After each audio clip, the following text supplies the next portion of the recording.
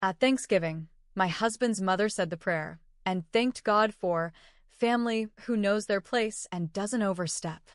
My cousin asked if that was about me. My husband just laughed.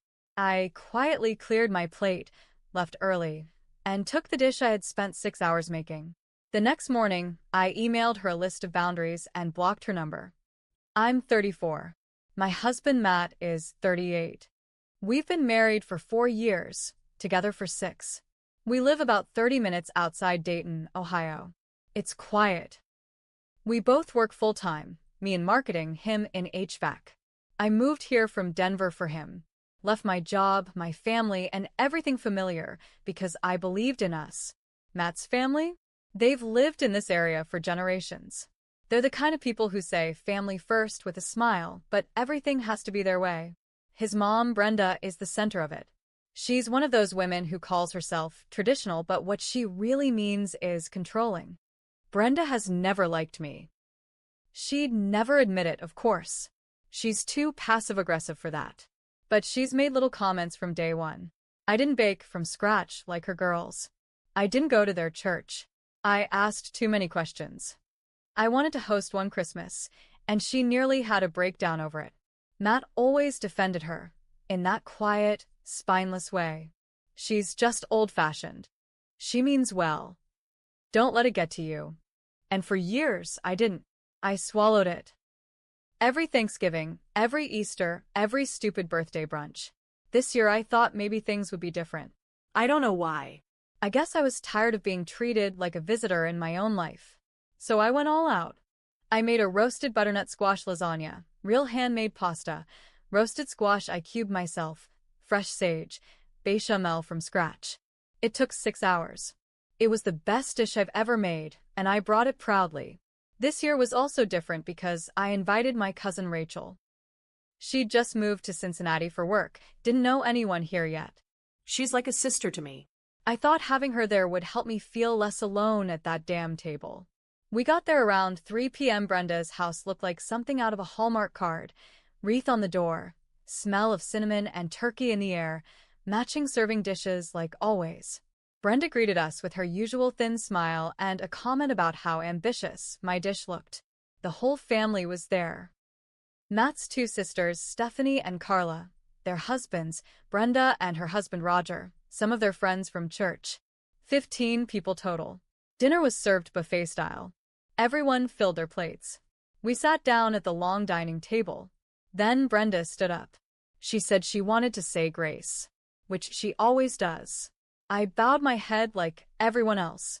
She clasped her hands. Her voice got that sweet, fake tone she uses when she's about to say something nasty wrapped in kindness.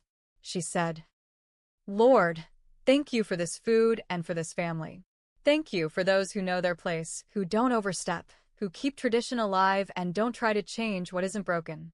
Amen. There was this second of silence, like nobody knew what to do.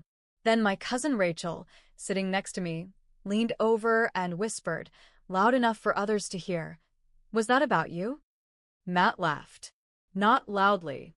Just this little low laugh, like he didn't want to get involved but found it funny. That laugh cut me worse than anything Brenda said. I looked around the table. Nobody would meet my eyes. Not even his sisters, who I thought were warming up to me. It was like I wasn't even there. I got up.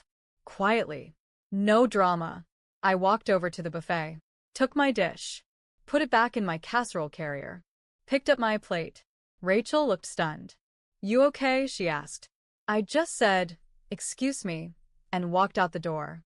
Matt didn't follow me. At home, I waited. I thought maybe he'd call. Maybe someone would text to ask if I was okay. Nothing. Matt came home late. Said they played board games and had dessert. Like it was just any other day. "You really had to make a scene?" he asked. I didn't even answer him. I went to bed. The next morning, while he was out in the garage, I wrote Brenda an email. I told her I was done pretending everything was fine. I said if I was going to be around the family, here were my boundaries. No passive-aggressive prayers or comments. No public shaming disguised as tradition. I expect to be treated like a member of the family, not an outsider. Then I blocked her number. Matt didn't take it well. But he also didn't apologize. He said I overreacted, that she was just talking in general. I told him if he believed that, he wasn't paying attention or he didn't want to. Things haven't been the same since. Matt and I didn't talk much the next few days. I kept it civil. I wasn't ready to blow things up, but I wasn't going to pretend nothing happened either. By the weekend, his sisters had gotten involved. Stephanie texted me, "Mom didn't mean anything personal. You're being kind of dramatic." Carla followed up with, "If you're going to be in this family, you need thicker skin." Thicker skin? For what? Being humiliated in front of everyone? Rachel, bless her, stayed a few days longer than planned. She helped me pack up some Christmas decorations I had planned to put out. I told her I didn't feel like decorating this year. Matt noticed the change in the house, but again, no effort to ask me how I felt. Just silence. Then something strange happened. The following Monday, I got an email from Brenda. Not a real apology. Of course not. She wrote, "I'm sorry if you felt offended. My words were about the importance of family harmony, not meant to be taken personally. I hope we can all move forward. Let me know if you're bringing a dish to Christmas."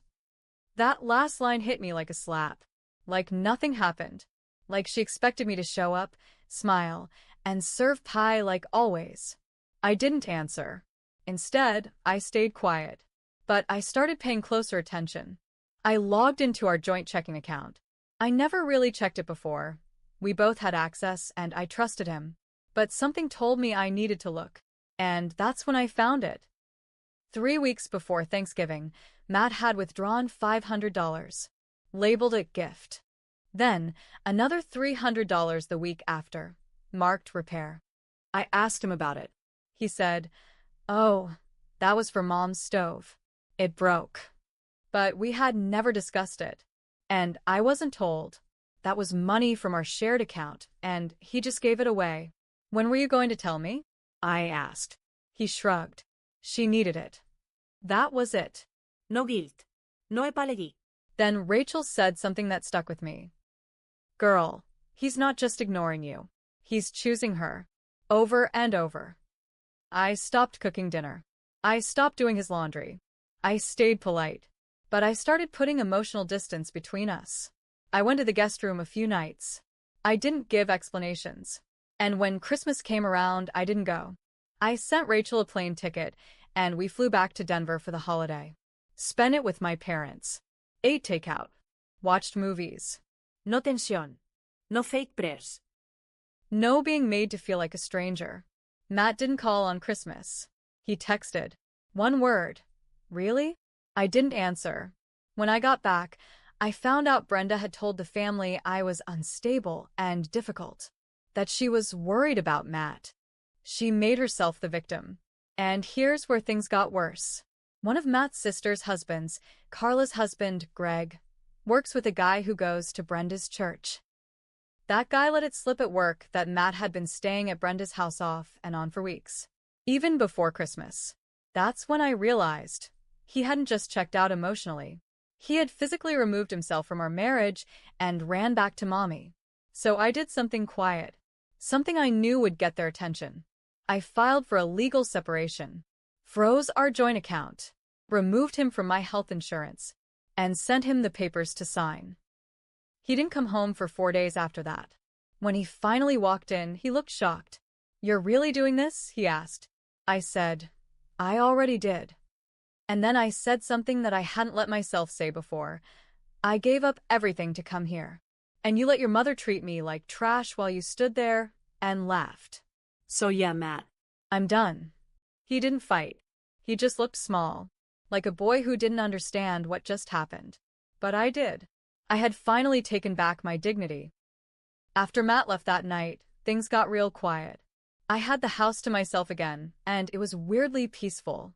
But I also felt numb, like I had just walked out of a fire and hadn't realized how burned I was until the cold air hit me.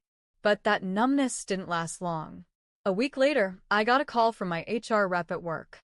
She said there was a background check request from a company in Dayton, a senior living facility of all places, asking for my employment verification. I hadn't applied for a job. I told her that. She double-checked. The request was for Jennifer M., my full name, my exact current address. It was me. Except, it wasn't me who sent it. I got a bad feeling. Asked her to send me a copy of the form.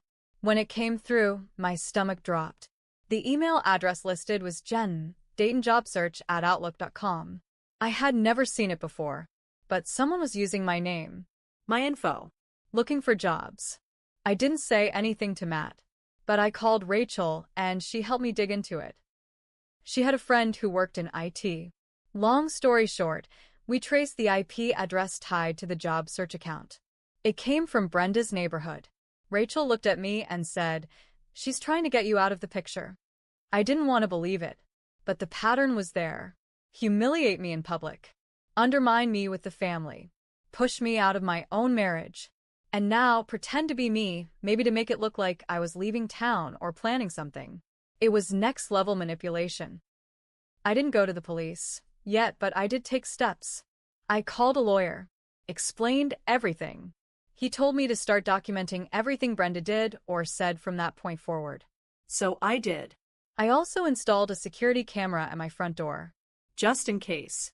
About a week after that, I got another twist to the knife. I got a message from Stephanie, Matt's sister. We hadn't spoken since I blocked Brenda. Her message said, "Just so you know, Mom's rewriting her will. She's taking Matt off it until he fixes things with the family.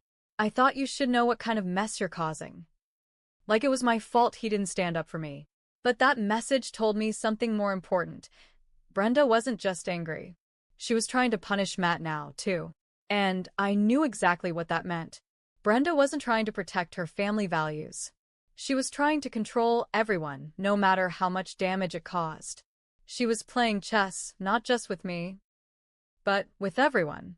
And she was about to find out I wasn't a pawn anymore. After that message from Stephanie, I didn't reply, but I saved it, Printed it out. added it to the growing folder of documentation. My lawyer said it was smart. Brenda had crossed a line, and I wasn't going to sit back and let her win. I started asking questions. I called a friend of mine from college who worked in nonprofit compliance. I asked what it would take for someone to report unethical financial behavior from someone on a church board. Brenda had bragged for years about how she helped run the books at her church. Turns out, she had been reimbursing herself hundreds, sometimes thousands, of dollars every quarter, under vague reasons like community support and hospitality expenses. I didn't dig it up to ruin her. I did it to protect myself. But I kept digging. Rachel and I made a timeline. Brenda's sudden deposits and withdrawals lined up with events, weddings, family parties, even a trip she took to Nashville for ministry. Some of the expenses were real. Some were not. I turned the report in anonymously. I let the church deal with her. 3 weeks later, the news broke. Brenda was asked to step down pending review. The family was furious. Brenda blamed Matt, and Matt blamed me. He came to the house, not to make peace, but to scream, "You ruined my mom's life." He shouted at the front door. "No," I said calmly. "She did that herself. I just showed people what she was really doing." "She was trying to help me," he yelled. "She gave me money when we needed it." "Then take it," I said. "Go live there. Let her fix your life for you." And I shut the door in his face. That night, Matt sent a long, broken message. He said he'd been staying with a friend, that Brenda turned on him when the will stuff came out, that she told him he'd lost his manhood by letting me walk all over her legacy. He admitted something I never expected. "She told me to sabotage your career," he wrote. "She told me if you were busy or moved away, it would be easier to fix things." I didn't agree to it, but I didn't stop her either. That crushed me more than anything. He knew what she was doing, and he let her. All those months I was confused and anxious, doubting myself, wondering if I was going crazy. It wasn't in my head. They were working against me. I didn't reply. Instead, I finalized the separation into divorce. I kept the house. My lawyer found a loophole that protected my premarital savings, which I had used for the down payment. Matt didn't fight it. He had no fight left. Rachel ended up staying longer than expected. Moved in for a while. We turned the guest room into her home office. We laughed more in 3 months than I had in 5 years of marriage. Brenda? She lost her seat at the church. Her reputation tanked. People talked. Donations dropped. Rumors spread. She tried to spin it, but the damage was done. She still sends letters. I don't open them. Matt moved to a small apartment in Kettering. I heard through a neighbor he's been going to counseling. Maybe he's waking up. Maybe not. It's not my job to save him anymore. And me? I went back to Denver for a bit. Cleared my head. Then came back and started a new job. Marketing director for a firm that respects me, values my work, and doesn't make me feel small. I'm rebuilding. Quietly. On my terms. Do I regret staying quiet all those years? Sometimes. But I also know this.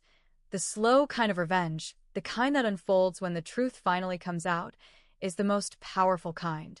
Brenda built her world on lies and control. And now she's alone in it. Matt chose silence and comfort. And he lost both. And me? I chose myself. And I don't plan on ever giving that up again.